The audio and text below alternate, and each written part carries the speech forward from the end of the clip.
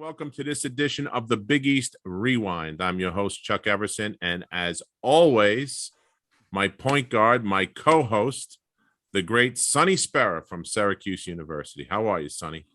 I'm well, Chuck. Looking forward to the show today. We're going to have a good one. Yeah, we have a Big East legend with us. It's going to be a lot of fun. Another big, Sonny. I hate to keep doing that to you, killing me with these. No bigs, guards, man. No guards. I bring all the big guys in. So Charles, you guys got a little click going. You guys, I'm telling you, man. That's it. I think, Chuck, you were scraping at the bottom of the barrel. You're talking about bringing bigs on and legends and all that. I must have been the last choice, man. You're struggling. So joining us today is the 1988 Big East Player of the Year, NBA player, and now entrepreneur, the great Charles Smith from Pittsburgh University. How are you, Charles? Chuck, good to see you. Sonny, good to see you. I'm doing well. You know, I think the last time that we saw each other was the very last time I played pickup basketball at the Garden, and you coached against me. That's right. You're absolutely right. And the first thing you say, I jack up an air ball, and the first thing you said was, "Some things never change, Chuck. What's going on?" Then I ran off about 5 in a row, Sonny. You know, he was talking trash, coaching against you. You and That's Troy right. I remember coached that. against John Starks. Yeah, and John I remember that. I got invited to go down there with Budweiser, and that was I figured I left that game with no bumps, bruises, sprains. I just put my shoes on the Knicks logo and walked off and said, "That's a good place to end it. That's it." So, Chuck, I understand, and I understand clearly. That was a lot of fun. So talk to us, Charles. You're out of Bridgeport. You're coming out of Bridgeport in high school. What made you decide on the Pitt Panthers, and how did that recruitment go for you? Well, it's a funny story because I grew up with family members living in Maryland. Mm-hmm. So every summer I went to Maryland, and I played ball at Maryland at College Park. I knew the Maryland team, family there. I wasn't going anywhere but to Maryland. I didn't even need to be recruited. I was going to Maryland. And I got a call right before my visit from Coach Sherman Dillard. And he says, "Charles, you're going to be a great player, but we don't have any more scholarships. We were forced to sign a hometown hero, Derek Lewis, and we don't have any scholarships left. And we're sorry, but you're going to be a great player and have a great career, and we just don't have any scholarships left." I was gutted. Wow. I was gutted. And then Dean Smith called and others called. I was like, I'm going Big East. So that's how I ended up on the Big East track. And then it came down to you, Villanova and Pitt. I wasn't going to UConn because, UConn today is not the UConn when I was coming up. It was totally different. The little 5,000 seat bubble on campus, and it just wasn't. They still had haystacks on campus. That wasn't what I was looking for. Pitt was a city school. I took the visit to Villanova. Veltra Dawson was recruiting me hard because we were at 5-star together, and we became very good friends. Right. So he ended up talking to Raleigh about me, and I talked to Raleigh, and he ended up signing there and like, "Are you coming?" I said, "Well, let me take a visit." I took a visit, connected with all the players there, had a nice visit. Small school. It just wasn't quite where I came from and what I was looking for, but great team. And then I chose Pitt because it was a city campus. It made me feel at home just being around campus. And it gave me an opportunity to go in and with all the stuff that they sold me on, you're going to do this, you can do that, whatever. I still wanted to go and help build the program. And I chose Pitt. Now, your freshman year was 84, right? Yes. Yeah, because I remember when Pitt joined the Big East, I remember at Syracuse, it was one of the happiest days of my career because Syracuse was going to join the football conference that Penn State and Pitt and Syracuse were going to form. So when that all happened, it was great. I think, though, when you came in, they had good players and now they had a great one. So I think it really, to me, it really established Pitt as a serious force to be reckoned with going forward. To me, yeah, so. well, it was good. We had Demetrius Gore, rest his soul, man, he passed away. That was my guy. With Demetrius, we had Rich Kerrigan and Junie Lewis, who came in. And then we had we recruited Jerome afterwards. Yep. But the key person that got away from us, who was ready to sign, was Rod Strickland. He just ended up going to DePaul, and Rod and I grew up together. I spent the night at his house in New York. He spent the night at my house in Connecticut. And we knew we were going to school together, but that was a tough one. But Pitt, the campus, I just fell in love with it. Couldn't ask for anything else. Such a great school and campus. I'm sorry, Sonny. Go ahead. No, go ahead. So Pittsburgh, though, had a reputation for being a football school first. That didn't deter you, obviously.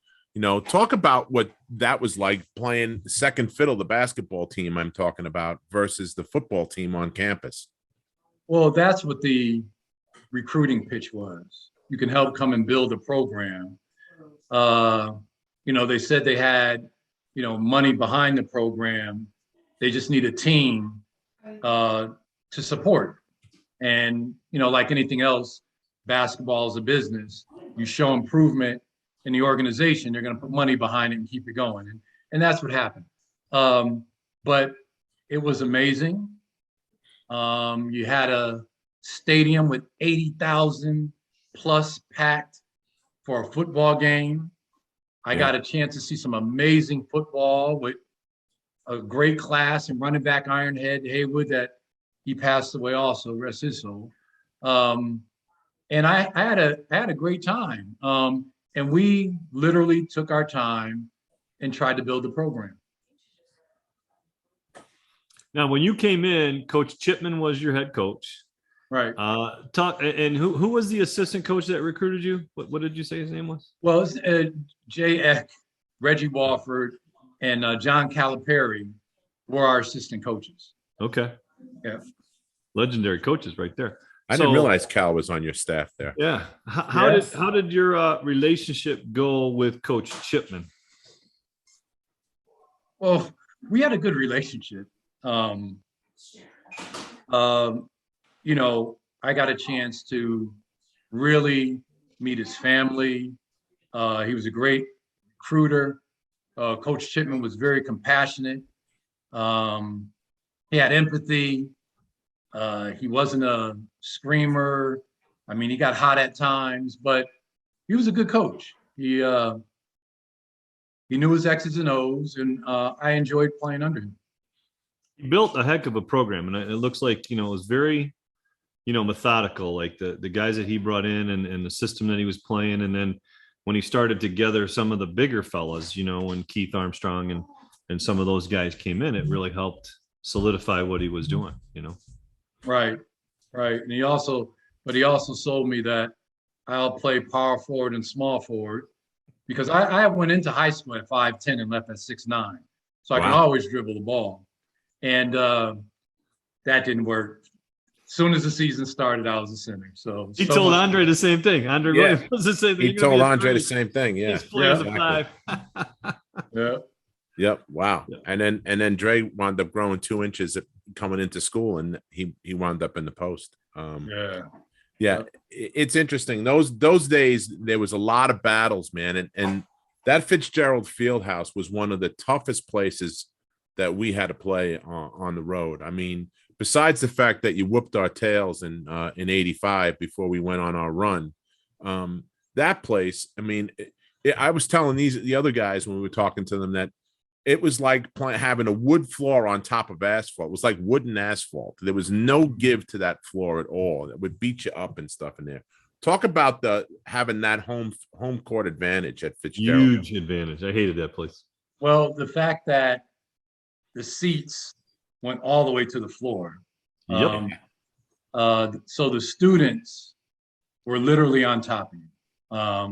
You dive for a loose ball. There's only maybe about 7 feet between the court and the students. Mm-hmm. They were rowdy. They were loud.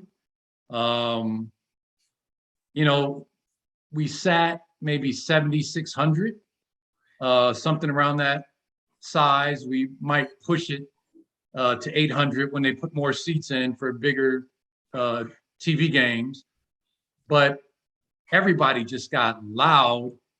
The ceiling was low.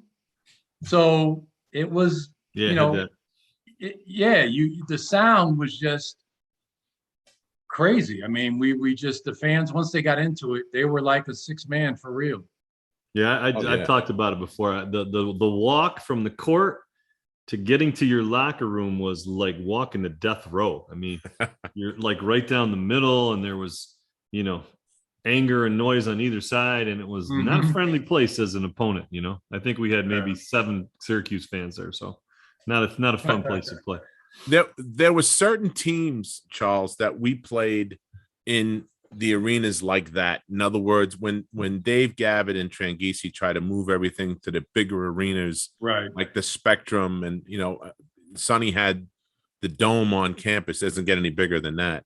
But we played in an arena like that for a while, and I think most of the games that we played with you guys occurred at the Cat House on our court when we the Palestra.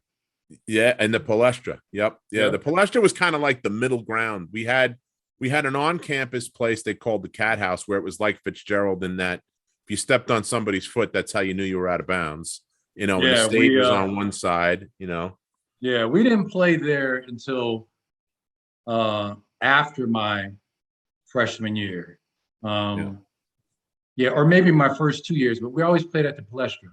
The time we played at what you call the Cat House was Mark Polanski, Doug West, and they had a little guard from Jersey. Don't remember his name. Kenny Wilson. Yes.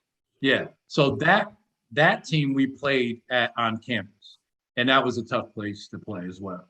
Yeah. They built. That was. I think that game might have been at the Pavilion. That's the year that the new place was built. And okay. That was. So what are some of your memories on some opponents and places that you played? Talk a little bit about anything you can remember.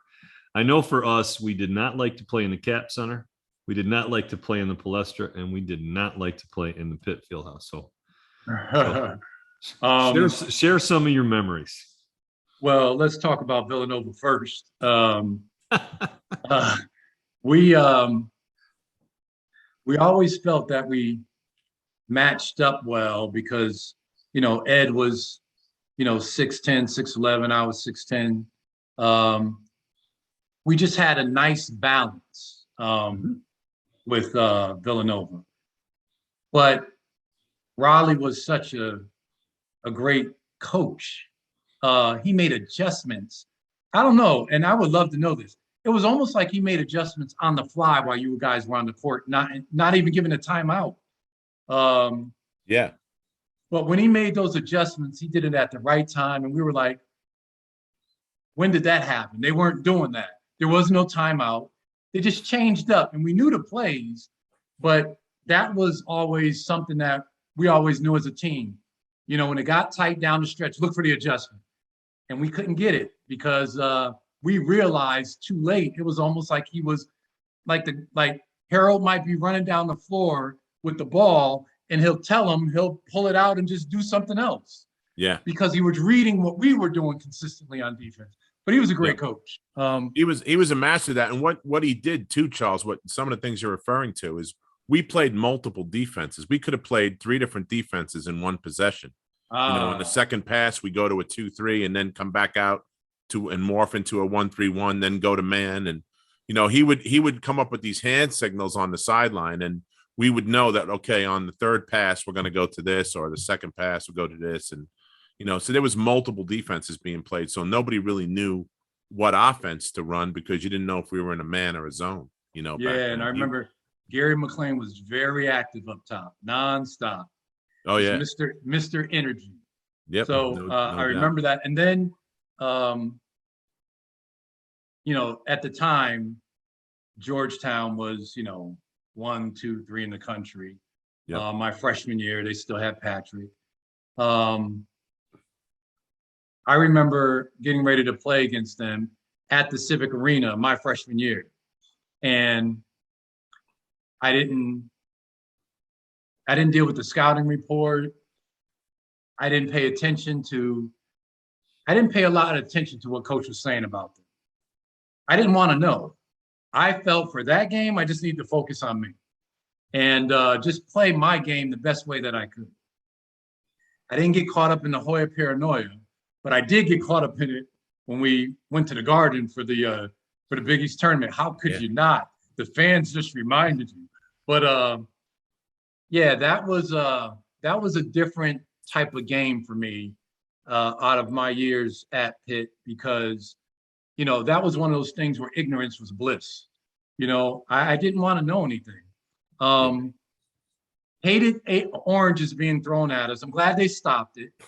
But those oranges being thrown in Syracuse, hitting the floor, splashing. I can remember Jerome Lane, an orange came really close to him. And he looked up in the stands and he said, I think I know who did it. I'm like, what are you going to do? You're going to go way up there, Take you 5 minutes to get up there. I know, man. That was, and it got loud in Syracuse as well. The other place I didn't like playing was Boston College and their little gym. Yeah. Their little gym was similar to ours. That was a tough place to play. They still had Michael Adams in my freshman year. The Alumni Hall at St. John's. Chris is senior year, my freshman year. Oh, forget it. I mean, you go in there and play. Those guys they just had it. It was tough to beat them. Did you guys beat them in Alumni Hall? St. John's?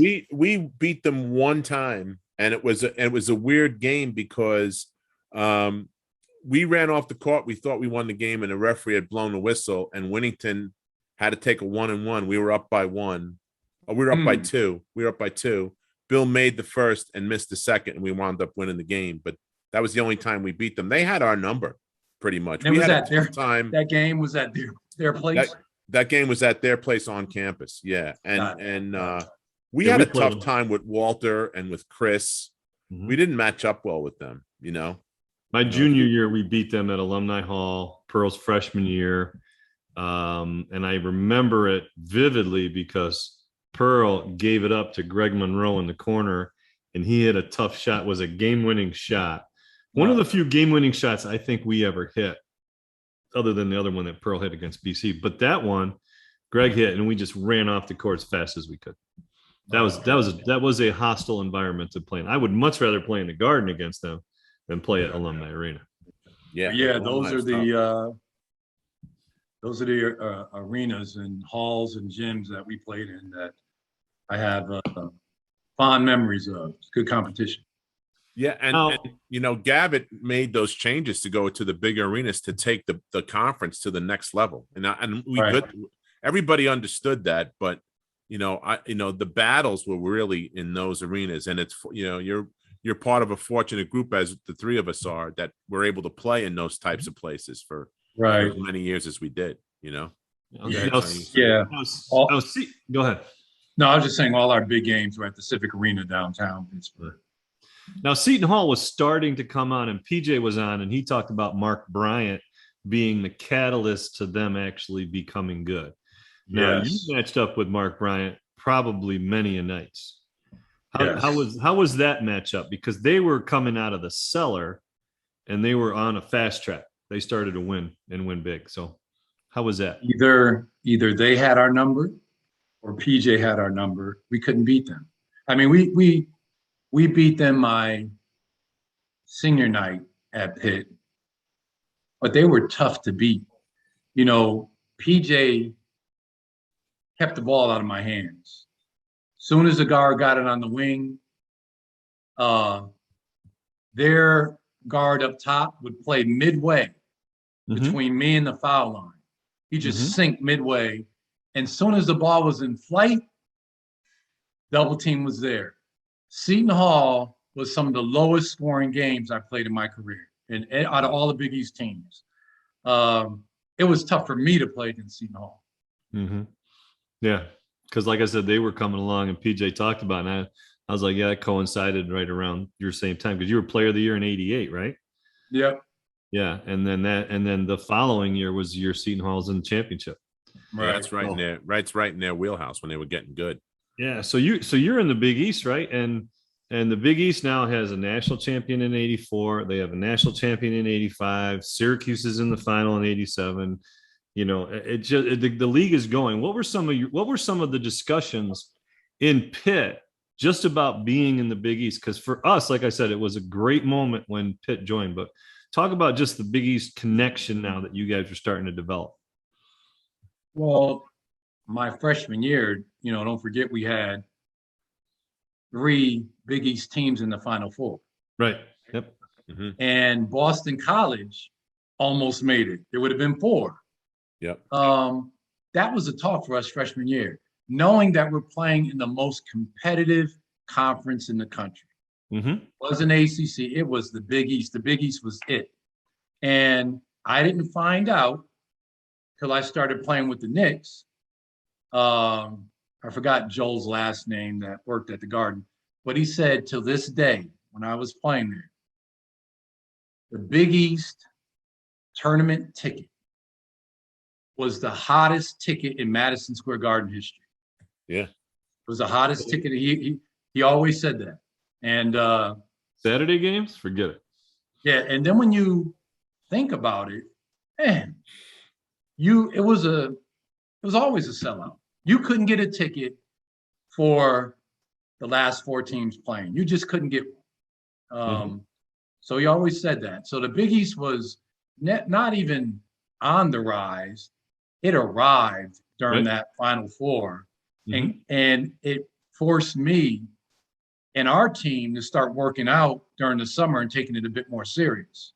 Because every night you're going to play against some good competition. And that's what we want. Yep. It was a wild time for all of us back then. That's for sure. I mean, now talk about some memories you have of the Big East tournament and how electric it was when you stepped on the court in the Garden, whether you were playing on day one or the last day. I mean, there was a buzz. You had mentioned about it being a hot ticket. Talk about some of your memories of playing in the Big East tournament at the Garden. Now, obviously, you got a lot of memories for playing at the Garden, for playing with the Knicks so many years, but talk about the Big East ones. Yeah, it was, what I remember about the Big East is experience mattered. Being a freshman playing in the Big East tournament, it can be either overwhelming or your energy and your excitement could be too high going into the game. And then you're just running around doing any and everything, So experience matter. Coaches' experience matter because he can talk to you about what to expect. There's nothing like the Big East tournament at Madison Square Garden. There was nothing like it. The crowds were always packed and electric because it was that Northeast corridor. Yeah. People can drive to go to New York. There's a zillion hotels. Everybody has a place to stay. And you can follow your team. So it was electric. People use a lot of adjectives for playing in the Garden during the Big East tournament. There was a buzz. You can just, when all the fans in the Garden are just talking, they can be talking at a low tone, but collectively it creates a buzz, and you can hear this tone going out as soon as you come out of the locker room. And then with the music and everything, it was exciting. really exciting. I loved it. There was nothing like it.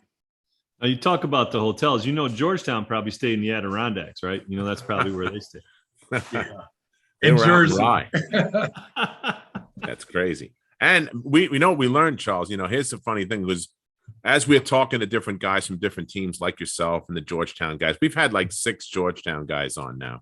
Oh, okay. What was amazing was they went to the Big East tournament in a school bus, in a yellow school bus. Can you imagine Patrick at 7'1" folding himself up into and having to drive 2 hours from wherever the heck they were staying? I mean, they weren't anywhere near the city, in a yellow school bus, and then coming out and playing the way he did. I mean, it was just unbelievable. So that's I don't know how that happened, but I wouldn't be surprised if that was a legitimate tactic of John Thompson to make them hungry. That's right. Oh yeah. So now when you finished your career, you went very high in the NBA draft. You went number 3, right? Yep. To the Clippers. The Sixers. And then got traded, right? Right. You almost went back. You almost wound up in Philly anyway, right? Yeah, let me tell you how ignorant I was. So I get drafted by Philly. I knew I was going to the Sixers, so I never put the hat on. And I knew that the trade was coming up. I literally went to the phone on the floor, and I was talking to Elgin Baylor. And I literally asked him, can you leave me? Is there any way we can, redact this, trade and let me stay in Philly? I literally asked him that. And he was like, no, we're not going to do that. You'll enjoy your experience here. We're happy to have you, blah, blah, blah. And when I thought about it, I said, I couldn't believe I asked him that. That's how, I didn't know anything. But, that's a great story. That's great. Now you get to the Clippers now. Were you playing with Reggie Williams and with Press? Were you playing with those guys?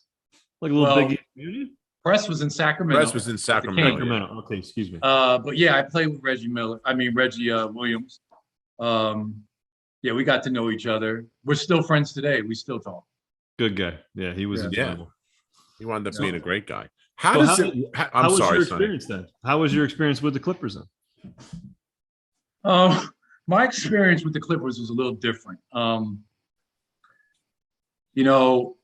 We lost quite a bit, and I didn't know how to handle it. I literally, this is how, youthful in your mind can be. I actually thought if I played better and gave it a harder effort each night, we would win. I literally thought that. And we would continuously lose. And I didn't even know how to deal with it. I averaged like 20 my first year, 21 my second year, but I didn't know how to deal with losing. And there's this thing called, and everybody talks about mental health today. There's this thing called alopecia areata, where you're under so much stress, your hair falls out. And I can remember in my apartment in LA, I'm brushing my hair and then boom, hair falls out. And I got these circles here, like 3 of them. And didn't know what it was, but I went to the barbershop. Thank God the style was high top fades then. So nobody knew. I disguised it. Then I started losing weight. I couldn't keep my weight up. Wow. And there was a guy, Eric White from Pepperdine. He was on a 10-day. And I was like, look, don't waste your money. We're friends. You can come stay with me in my apartment. He was like, really? So he stayed in the other room. One night, I was sweating profusely, couldn't eat. And maybe about 2 a.m, he comes in the bathroom. I'm dripping sweat. My head is just laying on the side of the toilet. I couldn't throw up anymore. He's like, what's wrong? I said, I don't know. And we went to Daniel Freeman Hospital. And I got 8 IVs that night. I was so dehydrated. Wow. And then I called the NBA Players Union to tell them what happened. And they got me a psychiatrist. And they had 8 sessions. After the third session, I said, I don't need to come anymore. I get it. I need to have a life outside of basketball. I need to socialize. I need to listen to music. And I need to have a life. And because what I was doing, I would go home and just watch film. and then play the next game, eat, go home and watch film. I was doing that all the time. And that's what happened. So when I hear guys talk about mental health today, I get it. But back then, you couldn't even talk about that stuff. You had to do it in silence and just keep moving. And that's what I did. Well, now I hated losing for the organization. Didn't like the management. It was just bad. We didn't know where we were practicing each time we went to practice. We get a call, oh, we're over in Chino Hills. Oh, we're in Westwood. We didn't know where we were practicing from day to day. It was just. They had no facilities, Charles? No, our practice facilities, we didn't ever practice in the arena. So we didn't have a practice facility. We were flying coach while all the other teams were flying on their own planes. Wow. We were still grabbing up all the first class seats, flying commercial. I mean, and so teams had advantages on us. We play a game, go back to the hotel, go to sleep. When the teams played the game, they were jumping on a plane going to the next city and getting a good night's rest or resting on the plane. We were getting up at 5, 4 in the morning to catch the next flight to go play the next game. Yeah. So that was a huge disadvantage. That is a huge disadvantage. As much as they travel in the NBA, oh my goodness, that's a huge disadvantage. We were the last team to get a plane, and then we started sharing a plane with other teams. Now, Charles, they appointed you they created a new position with the Players Union, if I understand it right. Mm-hmm. And you were very young in your career. Did some of this lead to that? Because it seems like that window of time, because you were like first or second or third year in the league, you had this assistant head position or something. Talk a little bit. It was first vice president. First vice president. Yeah. So I was an entrepreneur since I had my first paper route at age 12. I was a seasonal worker, push the lawnmower, go mow lawns, get paid, shovel snow, rake leaves. So, and I worked in a department store, a grocery store. I was a stock boy at 15, 16. I always had jobs. So I always had a knack for business and making money outside of basketball. And when I got to the Clippers, my rookie year, nobody wanted to be the player rep, and I didn't know what the player rep was, so I asked some questions. The only thing I had to do is take the information from corporate, have a meeting with the players, and tell them what's going on. I said, I could do that. So I did that. But then I began to take it to another level. I really wanted to know what was going on, so I would call the attorneys in the office and ask them questions, and they began to tell me more, and I was intrigued. And my second year, here I am in this meeting in Chicago, and we're talking about pension. We're talking about pension issues. And Bob Lanier and Isaiah Thomas are arguing, almost fighting, and David Falk walks in with all his superstars saying, we're going this direction. And I'm sitting there like, what the heck is going on? You know, it was a big deal to me. I didn't have anything to say. Norm Nixon was sitting next to me, and he had a lot to say. And that was my kind of introduction, my second year. But after that, again, I wanted to learn why this meeting was so contentious. And I did begin to understand why.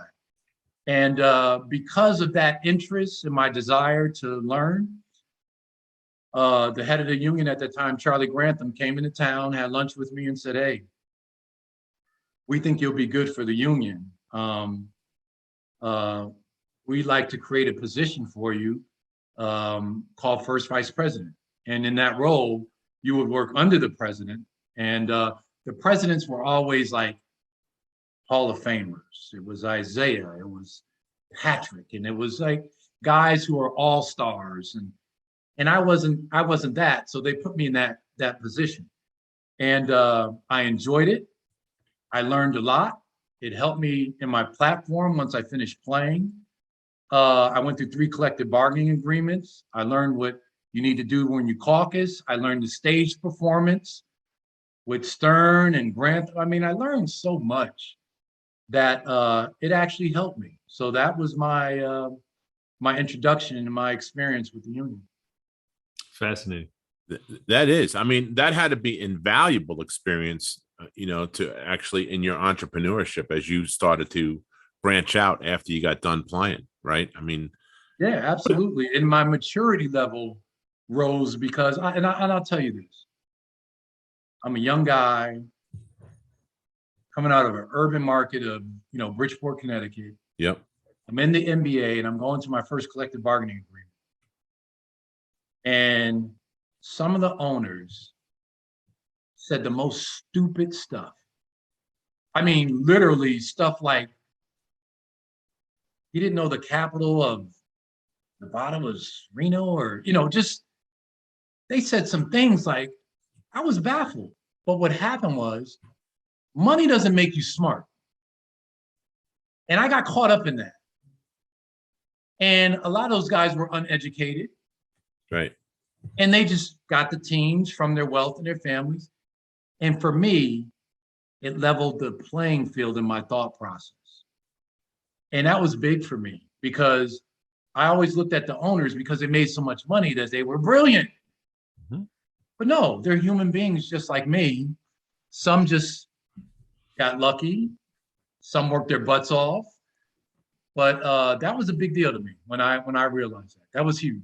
Well, your first owner, legendary racist. So how did you have any interactions with him on any of those levels? Oh, Sterling? yeah. Oh,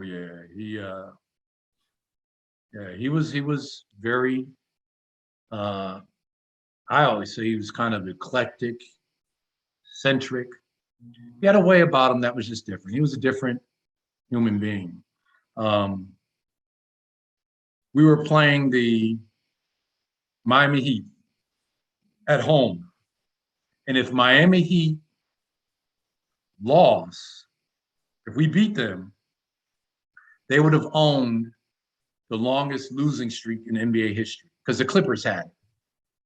Not our year, but prior. Right. It's a big game. And we lost to them by 3. Oh. Went to the locker room. In our locker room, there was an area before the locker room where VIPs and the owners and people would hang out, so we had to walk through them. So we went to the locker room. Nobody wanted to come out, heads down. And I went out and I just walked through the crowd and was leaving. Then it caught myself and I was like, no, don't do that. Go back, shake the owner's hand, say something to him. So I went back. He was standing right in front of me. And I said, Mr. Sterling, the guys in there are hurt over the game. We gave it our best shot.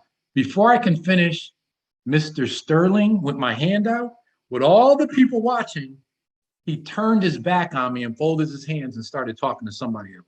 Wow. Talk about a moment where you feel this big. Mm-hmm. Yep. I did not know what to do for about 5 seconds. People were looking at me and some were embarrassed for me.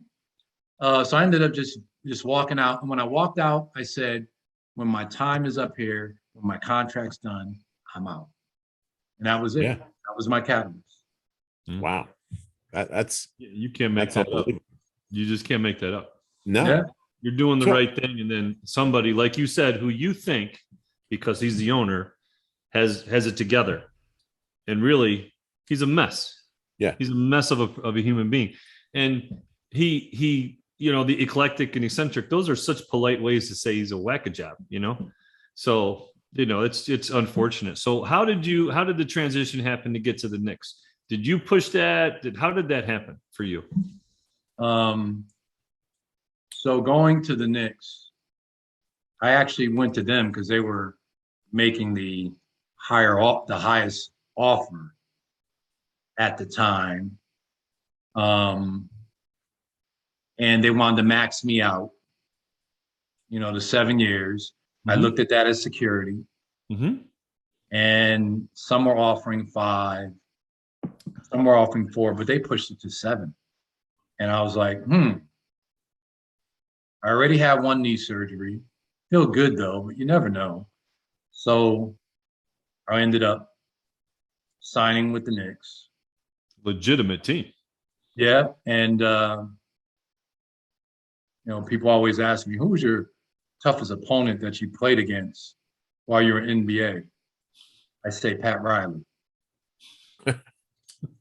He was my toughest opponent. Your coach. Yep, he was my toughest opponent. Yeah, Well, that's the old adage, you know, the only guy that could stop Michael Jordan was Dean Smith, right? It's the same kind of deal, you know, with you and Pat. So you're with the Knicks. Yeah, it was tough.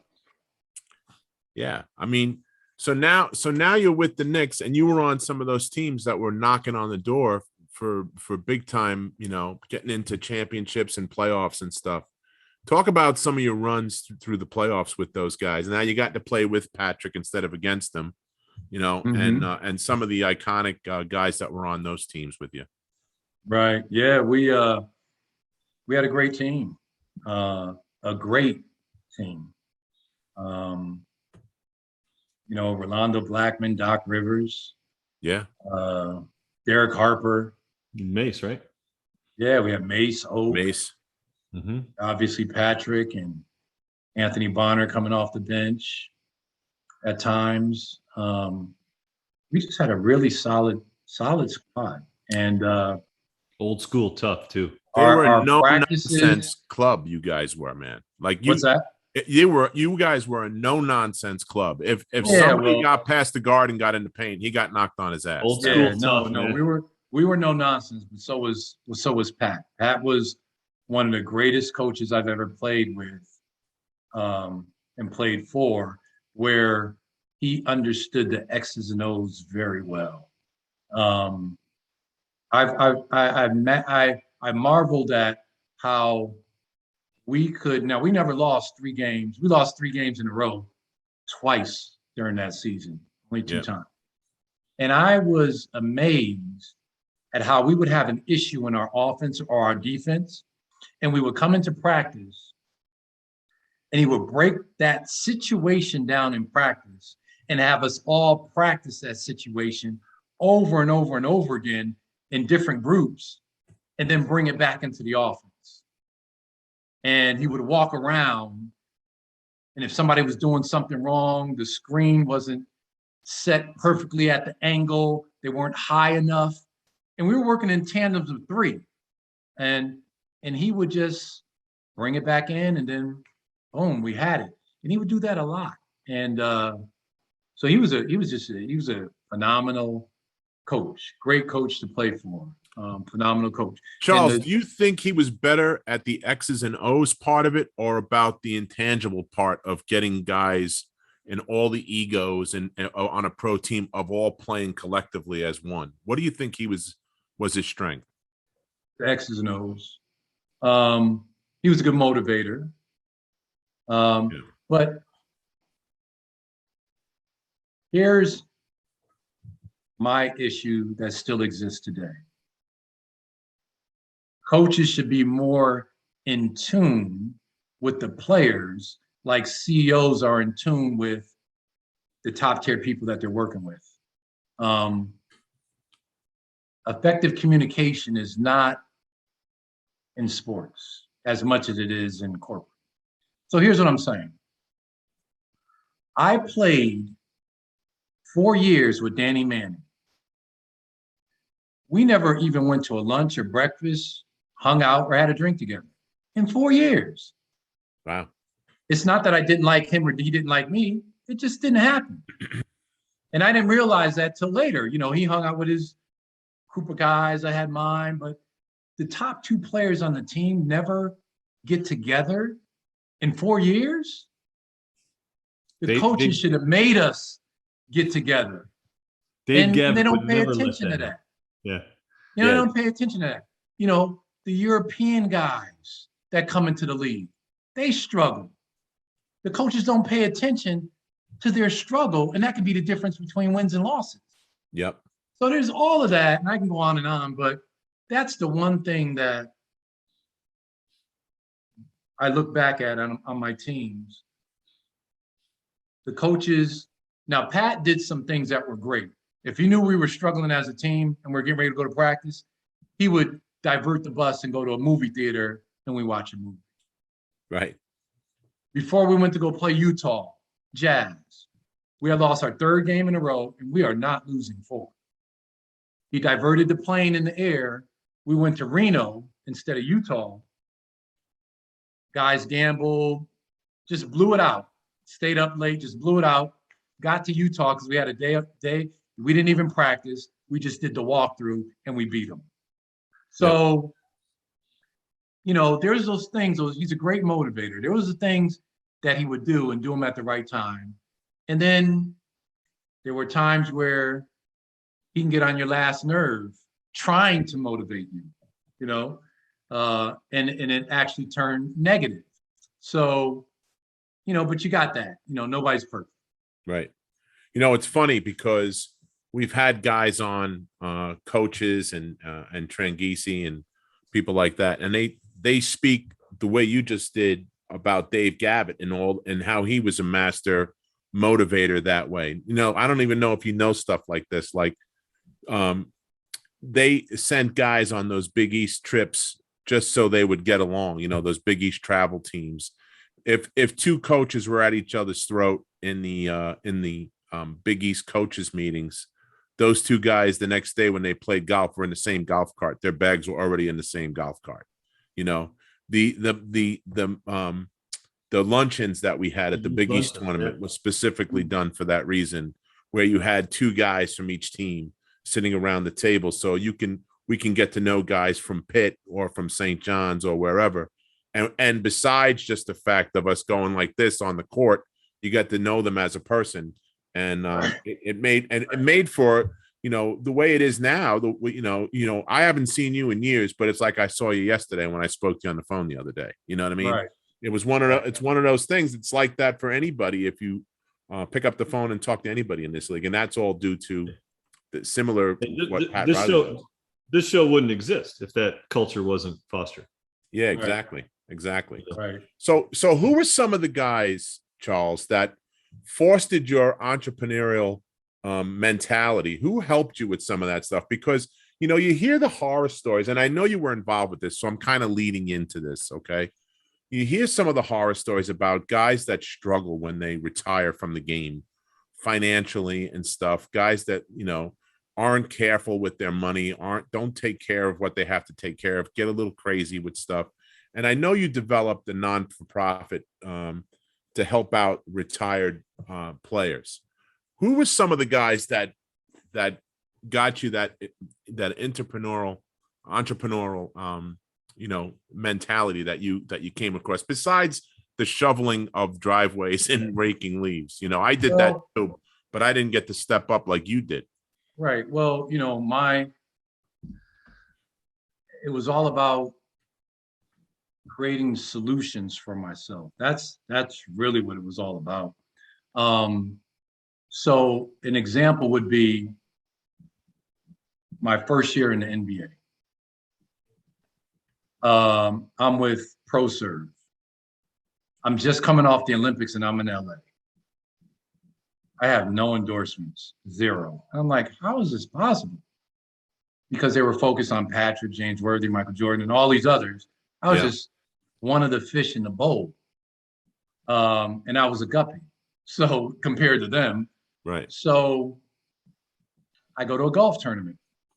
I meet the president of ITT Sheridan, which was out of Orange County in California. And we're talking. And he says, I said to him, I said, you know, I enjoyed talking to him by the end. I said, you know, if you need me for anything, let me know. I'll do appearances. I'll, you know, come down. Love talking to you. Like to establish some type of rapport with you. He said, what? No, I love that. Well, give me your agent's number. I said, no, don't worry about that. Just deal with me. He says, really? I'm like, yeah. So I went to an appearance in Orange County. He paid me. And then I thought about it. I'm like, well, is there anybody else? You want me to get any other players on the team to come out? He's like, sure. I had another player come out, but I wasn't smart enough to get a commission. I just kind of hooked them up. But then it hit me. Why don't you start your own marketing company for yourself? You're in LA, you're a top player. So I grabbed two guys, started a marketing firm in LA. I called it Fluid Marketing. and I started representing myself. But the difference was I went to the meetings with my representatives. So deals were happening quicker. They weren't talking about me. I was there speaking for myself. Yeah. Right. So we ended up having an anchor client of ITT Sheridan, Sears and Roebuck. So it expanded. I would go to my shoot arounds with the opponents that were playing. I'd know in advance and I'd say, hey, you're going to this city next. We can have a limo pick you up and you do an appearance at Sears and Roebuck. Be about an hour, sign some autographs, pay you $5,000. They're like, oh yeah, I'll do that. So I started doing it all over the league and my company was profitable. Wow. And then I started doing it with football players. We represented Bruce Smith from the Buffalo Bills. Sure. Yeah. And then we started doing Yeah. events. My God. Started doing events around the city, and it just grew. Right. I leave, and I'll end the story so it's not too long-winded. I started working with oh man, I can't think of her name, who was head of marketing with the Clippers. I can see her face. But anyway, we started working together, and I probably became the highest paid player doing appearances off the floor because I worked directly with the head of marketing and I helped her close deals. If she wanted a player to come and talk about season tickets and all that, I was right there. So she took care of me. Mm-hmm. So I go to New York. I sign. I go right to the office of head of marketing. Her name was Pam. I walk in the office and I say, hey, Pam, Charles Smith. She's like, I know who you are. I'm like, yeah, I just wanted to meet you. And I didn't have a lot of business acumen, so I run right in. Yeah, I want to help you with sponsorship and blah, blah, blah, all this kind of stuff. She's looking around like it's a joke. She's baffled. And she's like, no, I don't think I'm going to do that. We don't do that here. And I went out. Time and time again, I talked to her when I see her. No, she just avoided me. And then I said the woman's name in the Clippers. I said, you know head of marketing Clippers? She tells me, yeah. I said, can you call her and ask her about me? Then, boom, she started working with me. I was helping her out. Then I did a deal with the seatbacks, with the Knicks, with Perry Ellis. I did that deal with the CEO. I did the deal with Nobody Beats the Wiz for all of our guys to do the first commercial with everybody. Yep. And I was in New York with my marketing firm making money. And I just continued. And that was kind of what I was doing while I was playing. I even did a player's contract while I was playing. I did Eric Mobley. But I had an agent front for it, and we split the commission. Wow. So I did a lot of that stuff behind the scenes because I knew the union. I knew how I knew the documents and what we can and cannot do as players. So I read the areas where I could take advantage of it. And I had nationally televised events on TV with players. That was what I did while I played. Wow. I mean, it just seems like common sense, Charles, the way you explained it. You know, you're sitting in the meetings instead of them talking about, let me get to Charles and I'll get back to you. Charles is sitting there, and making the decisions for himself right there. That's genius. I mean, that's, you don't hear about guys doing. Yeah. And that wasn't done back then. So it's not done now, Charles. Who does that now? Yeah. Especially Los Angeles, right? Have your guy call my guy, Yeah, right. Exactly. Yeah. So I took advantage of that, man. And it was an education for me. During the riots, we did a huge concert with like Stevie Wonder, a house full of toys every Christmas. I was doing a lot, and I enjoyed it. But that was, I did a lot of that stuff. And then I started knocking on the league's door, doing some things that I didn't realize I was impacting. Like, for example, I had a nationally televised, you remember the Battle of the Basketball Stars? Sure. Yeah. Okay. So I did the Battle of the Battle of the Network Stars. Network Stars. Yeah. I did the Battle of the Basketball Stars. Okay. And had 16 players. We did the 100-yard dash. We lift weights. Who was the strongest? We did all these obstacle course, all this kind of stuff. And it was nationally televised on ESPN2. the league got wind of it. And then that following summer, a rule came down from the Board of Governors. There cannot be any events unless they're sanctioned by your team. And anytime 3 or more players are gathered, it needs to be sanctioned and you need to check with your team. So that killed my event. And I kept doing things like that. And the next summer it was gone. So I enjoyed it, Chuck. You know, so when you talked about when you were in LA with the Clippers, you know, and going to the psychologist and you went to 3 sessions, you said about you needed to have a life and do stuff outside of basketball. You took that dead serious. Because look at all the stuff you did, man, outside of hoops while you were playing. I mean, that's impressive in itself, running a business like that and playing basketball. And because you still had to watch game film. I know that you were overwatching, you know, but you still had to watch game film and still had to keep, I mean, that was your main gig was playing, you know, it turned into, you know, your main gig, I guess, after you retired and stuff, you know. But what a great thing, Charles. I was fortunate enough to hire good people. Evan Morgenstein worked for me. After I left and went to New York, we still did some things together. But today he became, he represented Michael Phelps. He became the biggest representative in swimming. Now he's in influencer marketing, social media. And it started with us, and we still keep in touch today. And there was some other guys, Rick Nurse and other guys that worked for me back then, Rick Bratman, and they're all doing great today. They're all heading up companies, and but it was fun while it lasted. And I learned a lot from them. You talk about taking lemons and making lemonade, Charles. I mean, you're going through what you went through, where you had alopecia and you're sick and you're dehydrated, and all of a sudden now you go seek help. And now you take it to a level that you took it to.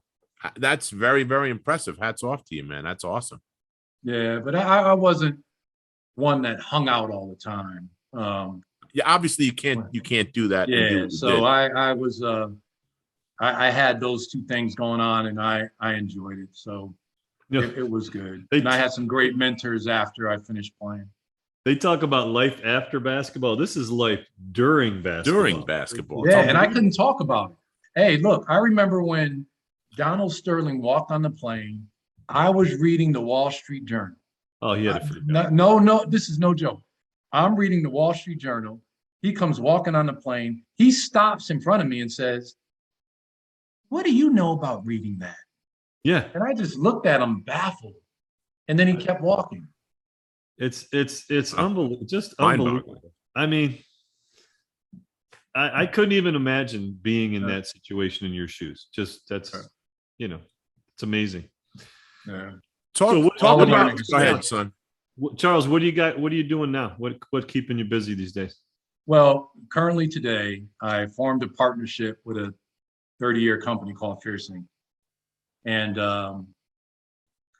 the company helps corporations generate revenue and increase their bottom line through effective communication. They also speak to companies about the challenges of not having a strong culture and how it hurts the bottom line as well, working in silos and all that. So once I got to understand the company and I was trained to be a facilitator, I did the public school system in Virginia. I facilitated and co-facilitated meetings. I saw an opportunity for sports and entertainment. And I went to the CEO and said, "Why don't we start a division in sports?" And he said, "Well, what do you mean?" And I went through the content that I learned and I said, "This is missing in sports." And it really came down to this. How can a corporation not be able to build a dynasty like sports? And how could sports not have effective communication like corporations? And I go through this whole thing about it. And, one thing Chuck and Sonny, film doesn't lie. And when you're playing sports, you're always recorded. So I would say, imagine if the CEO was recorded all the time in his meetings and what he did every day. Right. Where's accountability in sports? Accountability is way up here. You know, it's paramount. In corporate, accountability is like, so that's it. So I do that. And then I've continued to do conferences for athletes, entertainers, and family offices. And my next conference is in Dubai, December 10th through the 13th. I've been doing that for a while. I've been doing it since 2011. I started with doing 2 a year, one at NASDAQ or New York Stock Exchange in New York, and then I did the other at the Venetian in Vegas. It grew, cut some deals with athletes at these conferences, and then I merged with another gentleman, and it just took off because he did a lot of stuff internationally. So it's a great concept. It works. It's very intimate. So that's something that I do as well as I work for Fearsing. Do you still do stuff with the retired players as well, Charles? All the or time. Not as much. All the time. But you know what? It's not a monetary thing for me anymore because I focus on the players transitioning. A player can call me today and tell me about everything he's going through. I can decipher it and put him on an economic track. And then what he wants to do in the future, even if he's 5-10 years retired, I can take that on what he wants to do, if it makes sense, and I can give him a strategy and back it out and say, follow this. I'll help you periodically, call me, and you'll get there. But I learned that because I went from technology of developing patents that I license out to HP and North Plains and Stats Inc. because I was in the tech space when I first came out and Major League Baseball was my client. So I went from entrepreneurship to working as the executive director for the NBA Players Union and then being a regional director for the NBA Players Union. And then I went corporate. David Stern, bless his soul, had lunch with him. And he said, Charles, if you want to make it to the very top as an athlete, get corporate experience. Because at the end of the day, they're always going to say, he has no corporate experience. Right. So I worked 5 years for the largest media company in the world, WPP Group M. From Midas Exchange, I rose to head of business development, and I started a new division, a social media division for MediaCom. And they represent 130 brands worldwide. And I wrote a white paper after a year being there, and they're still moving forward with it. I got furloughed during the pandemic, and they said they bring me back, but I didn't wait around. That's why I'm at Fierce. But if I didn't have all those experiences, I couldn't work with an athlete quickly in the way I do. A lot of people are trying to get this transition down, but they're missing the mark. It's an arduous, tumultuous process to go from a professional athlete to work for a corporation and serve a CEO and serve a chief revenue officer on a daily basis and comply to their needs and make sure I'm doing the things that they need for me to get done at the deadlines that need to be met. For an athlete to do that, that's tough. And I'm not patting myself on the back because I went through a lot. Yeah. I went through a lot to try to get there and do that. I mean, I cried. I couldn't understand. I didn't understand corporate culture, you know, and it was so tough for me because I can look at my opponent, lace them up, and at the end of the night, I know whether I beat you or not. In corporate culture, people would stab me in my back. Well, who said that? And I don't know who it is. And it could be the guy sitting next to me at lunch, laughing and having a great time.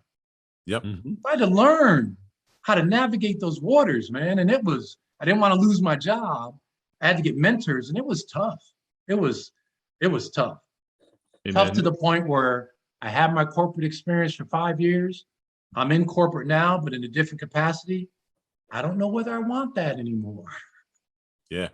No grass grows under your feet, though, man. No grass and no opportunity gets missed. I mean, this is an education. Yeah, you can hear it, man. You can comes right out. I got to tell you, Charles, in the 40 some episodes that we've done of this show, this by far was one of the best conversations Sonny and I have ever had. I mean, with a pro athlete and one of the guys that were a Big East brother, if you will. And for real, man, it was great. So we really appreciate you coming out and joining us and spending some time with us today on the Big East Rewind. Really appreciate your time. And have a newfound, not that I didn't respect you before, because I did as a player, but man, I didn't realize how deep you really were, man. It was really cool talking to you. So thank you. I appreciate it. And I pretty much stay quiet with what I do and move forward. And that's I guess that's a problem of mine, because I don't put it out there and I don't control my narrative. I just let stuff go, which is not good. But I enjoyed being on the show. You guys got a great show. This was nostalgic. I loved it. And out of all the podcasts I've done this year, this was the best because it was emotional. I felt it. Yeah. And the conversations we had were heartfelt. So thank you. Thanks for inviting me. Didn't know I have such a great time. You, man. You know, let me tell you, being amongst the two big guys today, again, all right, I'm okay now. All right, thank you. Charles, you made me feel better. Keep it going, listen, Charles. Proved the big guys aren't so dumb, Sonny. I'm telling you, all these point guards get the head coaching jobs. Let's get Curtis. Let's get Michael. Listen to Charles. Yeah, we got to support Patrick, man. We got to support. That's it. You've been listening to the Big East Rewind with Chuck Everson and Sonny Spera.